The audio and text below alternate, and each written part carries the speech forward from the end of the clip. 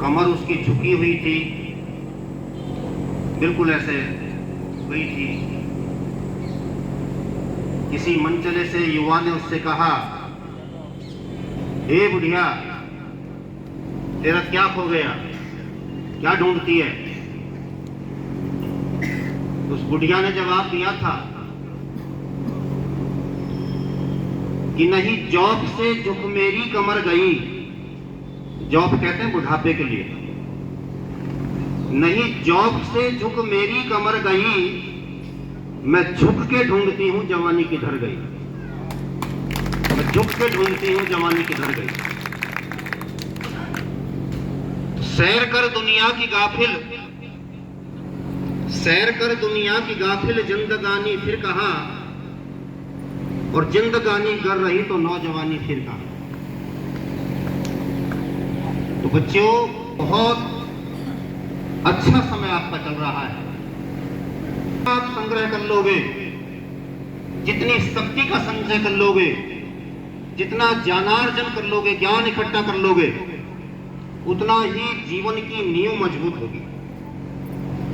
एक ही बात कहकर के समाप्त करता हूं।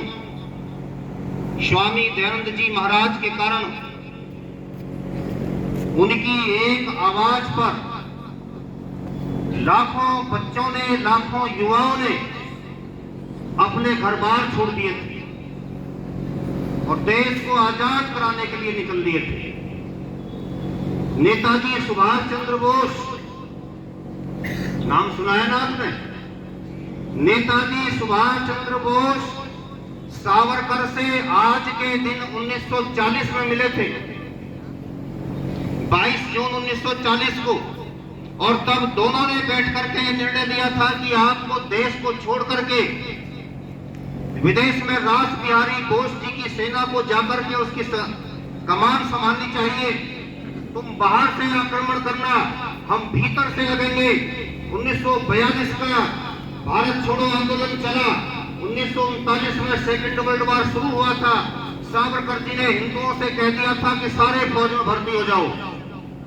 कारण क्या था कि जब समय आएगा तो तुम भीतर से अंग्रेजों की फौज के भीतर रहते हुए सैनिक प्रशिक्षण लेकर के देश की आजादी के लिए काम करना। उधर से सुभाष आएगा और मैं भी समय आएगा तो देश से निकलूंगा।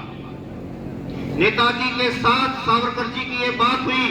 इस बात पर रात जाकर के उन्होंने अनारकली आर्य समाज लाहौर में जाकर के खोला और उस समय वहां से कृष्ण जी गुरुकुल कांगड़ी के वाइस चांसलर हुआ करते थे।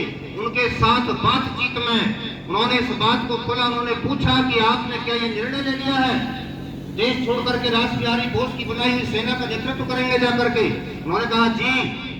तो उन्होंने तभी अपने पास से एक पोटली निकाल करके दी और कहा कि आर्य समाज की ओर से दान राशि है आपको। उसमें 10,000 रुपए थे। उस समय बहुत होते थे 10,000 रुपए। तब उन्होंने कहा था कि ये जो गुरुकुल कांगड़ी में आप जैसे विद्यार्थी वहां पढ़ रहे थे, ये सारे के सारे मेरे आपके सिपाही हैं।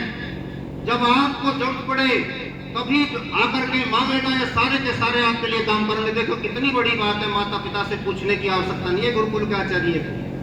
वो अपने आप कह रहा है कि जाओ दे रहे हैं सारे बच्चे। तो ये मैं कहना चाहता हूं बच्चों, देश धर्म के लिए, फिर संस्कृति की रक्षा के लिए वो स्थिति आ सकती है। अपने आप को सुभाष बनाने के लिए, अपने आप को नेताजी बनाने के लिए आपको तैयारी करनी है। इन शब्दों के साथ वाणी को विराम देता हूं। ओम।